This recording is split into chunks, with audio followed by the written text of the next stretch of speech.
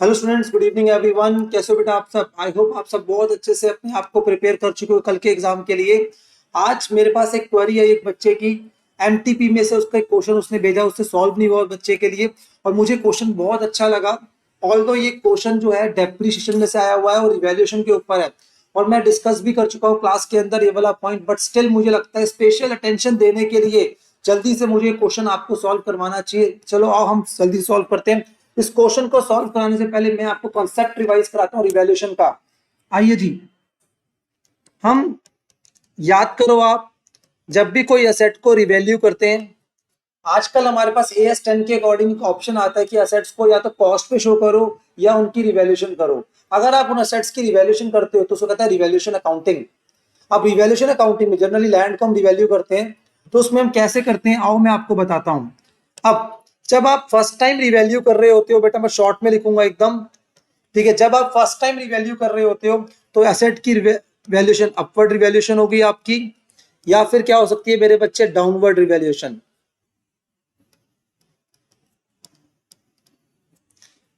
मैं एग्जांपल ले रहा हूं लैंड का। मेरे फर्स्ट टाइम मैंने लैंड को रिवैल्यू करा और अपवर्ड रिवैल्यूएशन उसकी 50,000 की हुई, एंट्री होगी land account debit to revaluation surplus, और अमाउंट आएगा आपका 50,000।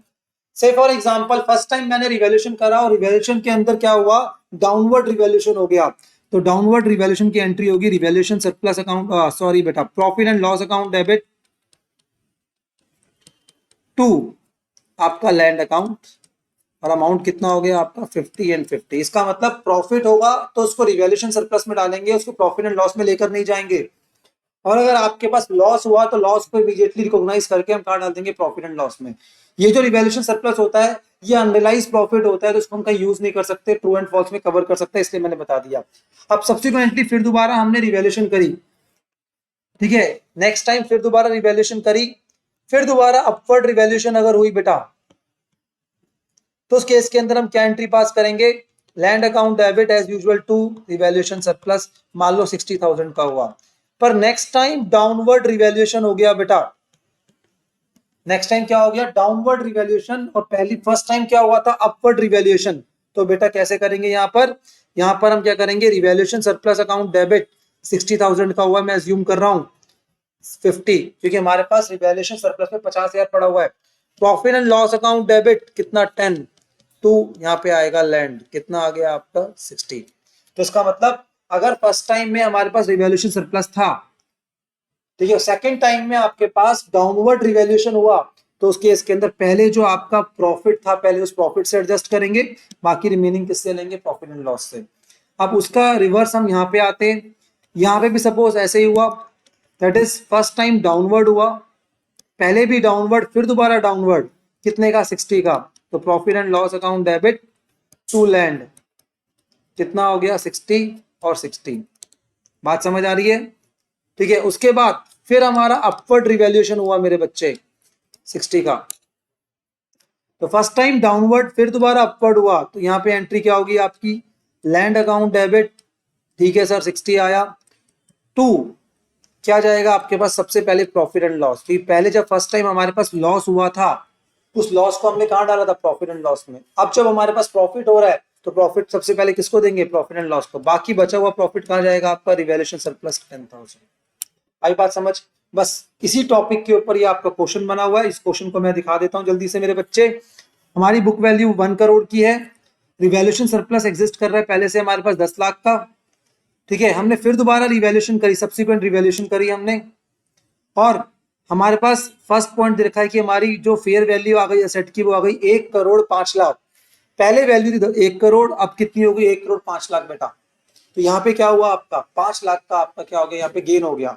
फर्स्ट टाइम भी गेन, फर्स्ट टाइम भी गेन, फिर दोबारा आपके पास क्या हो गया, गेन। तो कोई दिक्कत नहीं, एंट्री होगी क्या यहाँ पर, कौन सा सेट था आपका, प्रॉपर्टी प्लांट एंड मशीनरी है आपकी, ठीक है। तो आप क्या करोगे, property plant and machinery to revaluation surplus, first case के अंदर property plant and machinery to revaluation surplus, और अमाउंट कितना हो जाएगा, 5 लाख 5 लाख।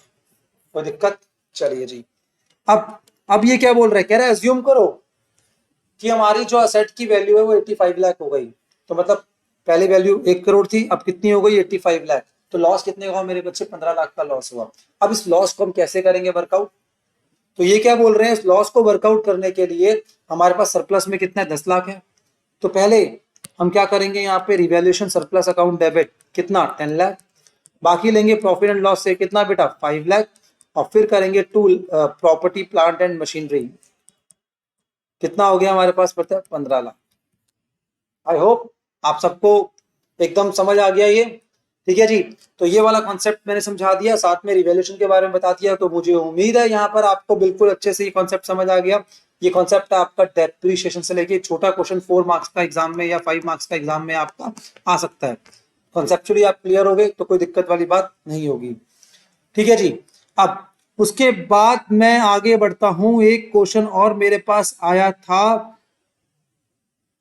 आई थिंक, हाँ एक पॉइंट और बच्चों ने मुझे रिक्वेस्ट करी, सर आप बता दीजिए जल्दी जल्दी। मैंने कहा क्या बताना है बेटा, सर इंटरेस्ट क्यों कैसे हम एंट्री पास करते हैं शेयर कैपिटल के अंदर। मैंने बोला भाई वैसे तो एग्जाम में आने के चांसेस बहुत कम होते हैं, बट फिर भी आ गया तो आप मुझे वहां पे याद करोगे, मैं चाहता नहीं हूँ इस रीजन के लिए आप मुझे याद करो वहां पर। तो इसलिए मैंने बोला सर इसको मैं करवा देता हूँ अलग से फिर दोबारा, ठीक है जी।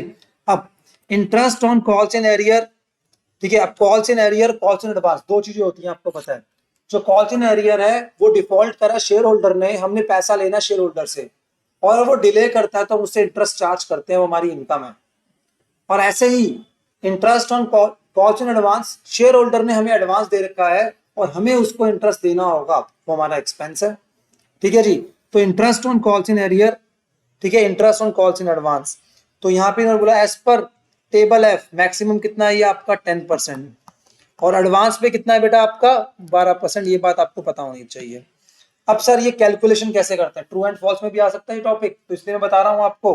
तो कह रहा है सर इसकी कैलकुलेशन हम ऐसे करेंगे, from the date of call money was due to the date of amount actually receive. जब आपकी कॉल मनी ड्यू, मान लो अलॉटमेंट ड्यू हो गई, ठीक है, उस दिन से लेकर अब तक जब एक्चुअल पेमेंट करी तब तक के लिए आपको मिलेगा पैसा।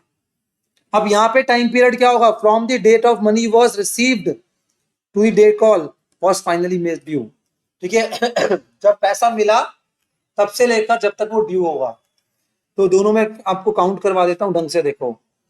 Interest all calls in arrear, ध्यान से देखना मेरे बच्चे मेरी बात, वो क्या बोल रहा है, इसका टाइम पीरियड क्या है, इंटरेस्ट के अंदर सारा खेल टाइम पीरियड का है। कह रहा है जब अब ड्यू हुआ पैसा, आपको देना था आपने नहीं दिया, और जब तक आप एक्चुअली पे करोगे, एक्चुअल पेमेंट तक, यहां तक का आपका इंटरेस्ट लगेगा। अलॉटमेंट ड्यू हुई 1/4 को, पर आपने पे करा 1/9 को, तो यहां से लेके यहां तक का आपको इंटरेस्ट देना पड़ेगा। अब interest on calls in advance,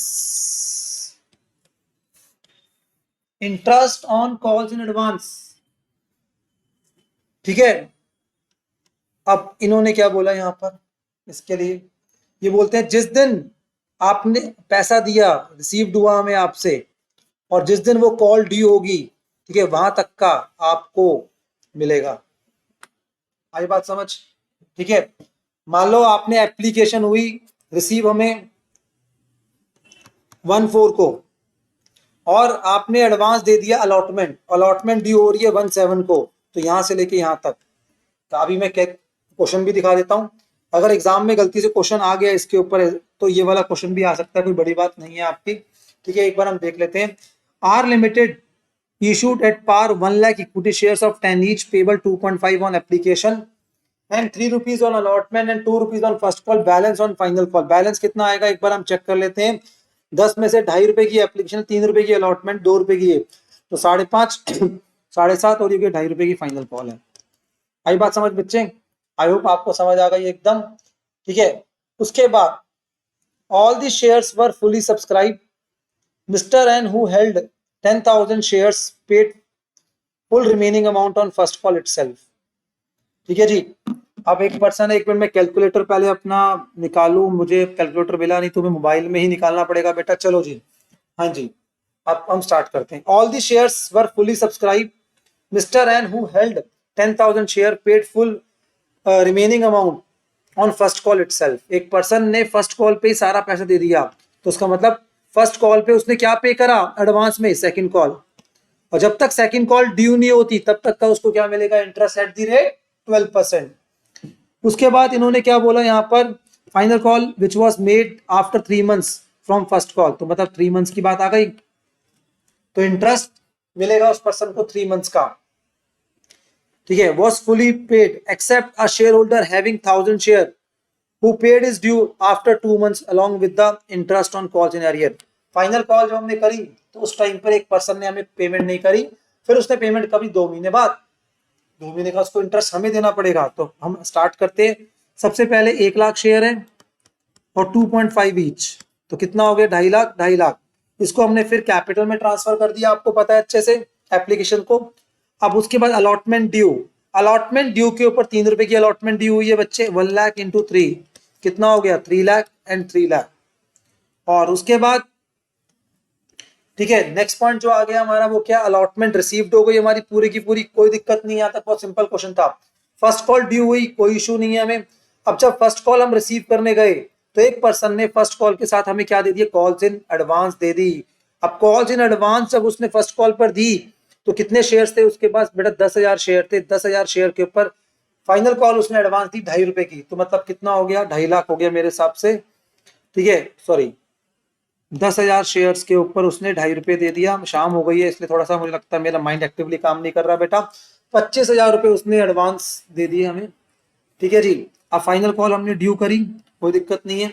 जब फाइनल कॉल हम रिसीव करने गए, ठीक है, तो उस पॉइंट ऑफ टाइम पे 2.5 लाख रुपए फाइनल कॉल पे हमने रिसीव करना था, पर एक पर्सन जिसने ऑलरेडी अपनी फाइनल कॉल पे कर दी थी वो फिर दोबारा पे नहीं करेगा। दूसरा पर्सन जिसका कॉल्स इन अरियर था, क्या था मेरे बच्चे, कॉल्स इन अरियर था, ठीक है। अब वो कौन था, 1000 शेयर थे शायद उसके पास मेरे ख्याल में, यस उसके पास 1000 शेयर थे। 1000 शेयर 2.5 रुपए के हिसाब से कितना हो गया उसका, 2,500 हो गया, राइट। 2,500 हो गए, तो बाकी रिमेनिंग से हमें पैसा मिल गया। अब नेक्स्ट पॉइंट जो हमें करना है, कॉल्स इन एडवांस के ऊपर हमें पहले इंटरेस्ट देना है बेटा, ठीक है। कितने परसेंट, 12%। अब यहाँ पे 25,000 थी, 25,000 इंटू 12% और कितने महीने के लिए बेटा, मेरे ख्याल से 3 months का था, जहां तक मुझे याद आ रहा है। चेक करो, आप भी चेक कर लेना कि 3 months के बाद सेकंड कॉल हुई थी आपकी। फर्स्ट कॉल और सेकंड कॉल के बीच का डिफरेंस जो 3 months का था, 25,000 multiplied by 12% divided by 12 multiplied by 3, ये 750 आ रहा है बेटा, ठीक है। उसके बाद आप चाहो तो डायरेक्ट एंट्री पास कर दो, calls in advance to bank, 2 entry पास करने की जरूरत नहीं है यहाँ पर आपको। अब उसके बाद दूसरा शेयर होल्डर जिसने डिफॉल्ट करा, उसने 2 महीने बाद हमें पेमेंट करने की कोशिश करी, तो सबसे पहले जब वो पेमेंट करने की बात कह रहा है हमें, तो हम चाहे तो हम ऐसी एंट्री पास कर सकते हैं, यहाँ पे डायरेक्टली इसकी एंट्री कैंसिल कर दो, यहाँ पे interest on calls in arrear आप डायरेक्ट एंट्री पास कर दो, तब भी कोई दिक्कत वाली बात नहीं है बेटा, आपको फिर दोबारा कुछ नहीं करना यहाँ पे। अब जल्दी से इसकी कैलकुलेशन चेक कर लेते हैं, interest on calls in arrear की, ठीक है। कॉल्स इन अरियर पे हम उससे इंटरेस्ट अब लेंगे, ठीक है। 25,000 इंटू 10% मल्टीप्लाइड बाय 2/12, तो यहाँ पे 25,000 इंटू 10%, ओहो 0% क्यों कर दिया मैंने, into 10% divided by 12 multiplied by 2, ये क्या कर रहा हूं बेटा मैं, यस ये आ गया 41 पॉइंट आपका, 25,000 नहीं है 2500 है बेटा, सॉरी बेटा, ये मुझे क्या लग रहा है 2500, ठीक है जी। और उसके बाद हम उससे कॉल्स इन एरियर भी रिसीव करेंगे, प्लस साथ में 41.67 का इंटरेस्ट रिसीव करेंगे। और इसी के साथ ही मैंने आपको अब ये वाला कॉन्सेप्ट भी सिखा दिया, calls in arrear, calls in advance, interest वाली कैलकुलेशंस। और मुझे उम्मीद है अगर ऐसा कुछ क्वेश्चन आने की कोशिश हुई तो ट्रू एंड फॉल्स में भी आ सकता है इसके रेट्स, प्लस साथ में ऐसा कुछ क्वेश्चन आपका 5 से 10 मार्क्स में एग्जाम में भी आ सकता है। चलिए जी, कोई और क्वेश्चन हो तो मुझे आप बता दो जल्दी से, फिर उसको भी रिकॉर्ड करके मैं भेज दूंगा आपको। थैंक यू वेरी मच बेटा, गॉड ब्लेस यू। आप अच्छे से अपना एग्जाम दो, ठीक है जी। और कल एग्जाम में जाने से पहले अपने पेरेंट्स की आप ब्लेसिंग्स लेना, ठीक है जी। मेरी ब्लेसिंग्स आपके साथ है बच्चे, थैंक यू वेरी मच।